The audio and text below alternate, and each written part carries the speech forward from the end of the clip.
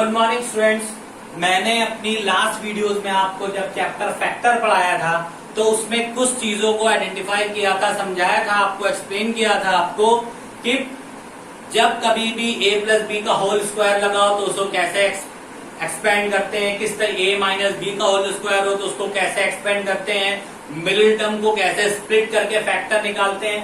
अब आपको क्यूब्स के सम्स में किस तरीके से फैक्टर करने होते हैं वो हमको इसमें सीखना होता है। तो देखिए बहुत इजी होता है, बहुत आराम से हम लोग कर सकते हैं। इसके लिए केवल मेरी एक बात याद रखिएगा आप लोग, हम लोग स्कूल में आते हैं, अगर 8th क्लास के बच्चे होते हैं तो उनको एक साथ बैठाला जाता है और 7th क्लास के बच्चे होते हैं तो इनको एक साथ बैठाला जाता है। तो वही काम हमें इसमें करना है, क्यूब वाली डिजिट्स को एक साथ रखना है, बाकी बची वाली डिजिट्स को अपना अलग अलग रखना है। तो देखिए इसमें चेक करिए, 8x क्यूब है, इसको हम 2x का होल क्यूब लिख सकते हैं, ये मेरी क्यूब वाली डिजिट हो गई।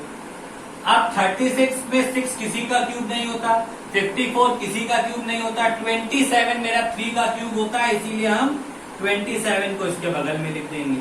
अब देखिए a cube plus b cube तो हो गया, फिर बगल में फॉर्मूले पे ध्यान देंगे 3 लिखा होता है, तो हमने फॉर्मूले वाला 3 नोट डाउन कर लिया। 3 के बाद में मेरा लिखा होता है a मेरा क्या है ये और b मेरा क्या है ये। तो a की जगह पे हम क्या लिखेंगे 2x एंड b की जगह पे हम लोग क्या लिखेंगे 3, ब्रैकेट ऑन कर देंगे।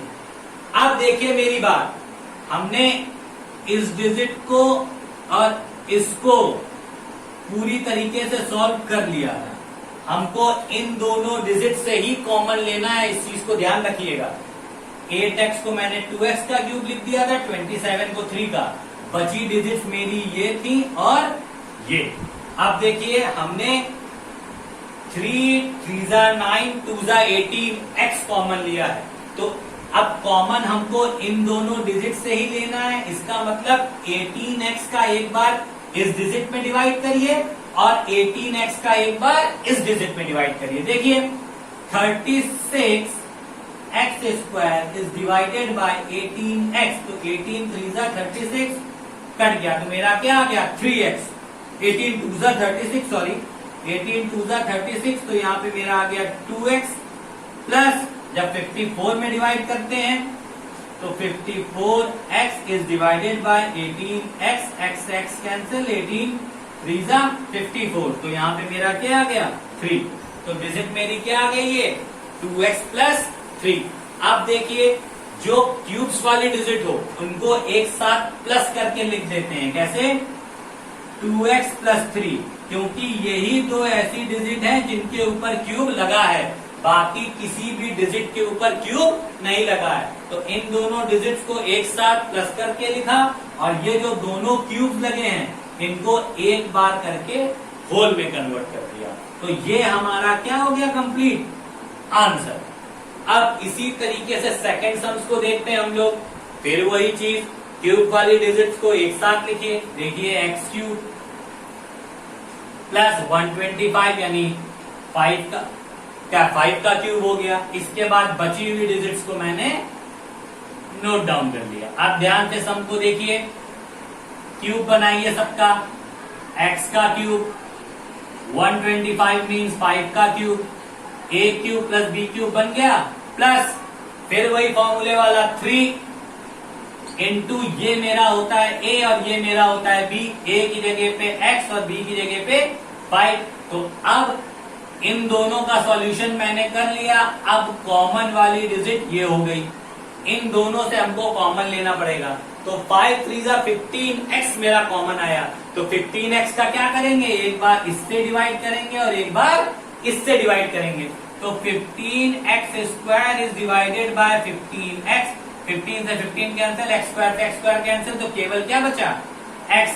सेम अब 75x से डिवाइड करेंगे, 75x डिवाइडेड बाय 15x, तो 3 केवल क्या आ गया 15 5 75, तो केवल क्या आ गया मेरा 5।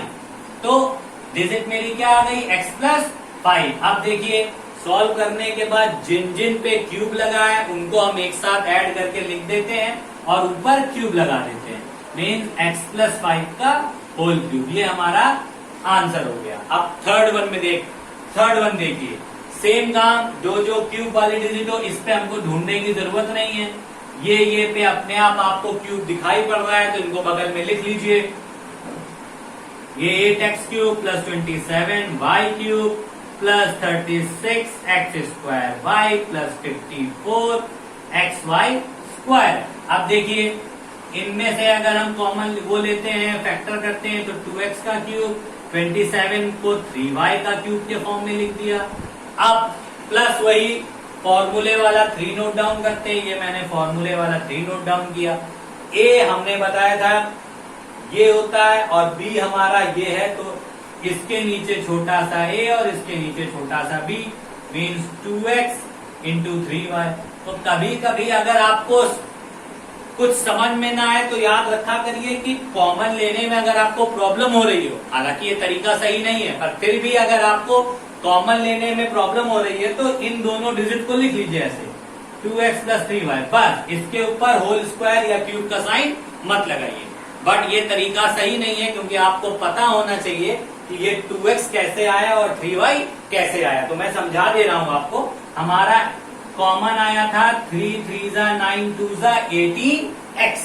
18x का एक बार मैंने इसमें डिवाइड किया तो देखिए कैसे किया, 36x square y is divided by 18x and y। देखिए कैसे आया, 18 2 36 आ गया, x से ये कट गया, y से y कट गया, तो केवल मेरा क्या बचा 2x, तो मैंने ये लिख दिया। सेम प्रोसेस मैंने इसके साथ किया, 54 एक्स वाई स्क्वायर को डिवाइड कर दिया, 3 2 6 3 18 एक्स वाई के साथ, तो y से स्क्वायर कट गया, x से x कट गया और 18 3y हमारा आ गया। अब वही चीज जिन डिजिट्स के ऊपर क्यूब लगा है उनको एक साथ ऐड करके लिख दें। ये देखिए मैंने लिख दिया और ब्रैकेट के बाहर क्यूब का साइन लगा के छोड़ दिया। ये मेरा आंसर हो गया क्वेश्चन नंबर 3 का। अब क्वेश्चन नंबर 4 देख लीजिए। 4th क्वेश्चन में क्यूब वाली डिजिट को बगल बगल में लिख दिया है तो हमको टेंशन लेने की कोई रिक्वायरमेंट नहीं है। हम सीधे सीधे 27 को 3x का क्यूब और 8y को 2y का क्यूब लिख लेते हैं, प्लस 3 फॉर्मूले वाला, a ये b, ये a की जगह 3x, b की जगह पे 2y, ब्रैकेट ऑन। ये दो डिजिट हम सॉल्व कर चुके हैं तो कॉमन हमको इन दोनों डिजिट से ही लेना पड़ेगा। कॉमन का तरीका मैं आपको बता चुका हूं हर सम्स में कि 3 3 9 2 18 एक्स वाई से एक बार इसको डिवाइड करिए और एक बार इसको डिवाइड करिए। तो डिवाइड जब करेंगे तो इधर आएगा 3x और उधर में आएगा 2y। अब आप लोग इसको करेंगे घर पे और डिवाइड करके देखेंगे कि सेम चीज आती है कि नहीं। अब जिन जिन डिजिट्स के ऊपर क्यूब लगा है उन डिजिट को एक साथ लिख लीजिए, 3x प्लस 2y और ऊपर क्यूब लगा के इसको आंसर। तो ये पूरे सम्स में आपने देखा कि क्या करना पड़ा, सबसे पहले क्यूब बनाना पड़ा, क्यूब बनाने के बाद a और b नीचे लिखना पड़ा। इसके बाद हमने क्या किया, कॉमन लिया। कॉमन लिखने के बाद जो चीज ब्रैकेट्स में क्यूब लगा था उनको एक साथ लिखा और उनके ऊपर होल स्क्वायर लगा दिया। तो इसमें कुछ चीजें हैं जो स्टेप्स हैं उनको फॉलो कर लीजिएगा। सबसे पहले क्यूब वाली डिजिट को एक साथ लिखिए। क्यूब वाली डिजिट को एक साथ लिखिएगा। सेकेंड स्टेप में क्या होगा, क्यूब बनाने के बाद a और b नीचे लिख लीजिए।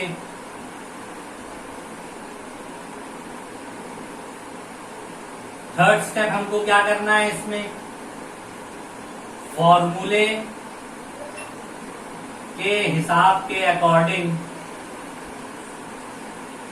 3ab को लिखिए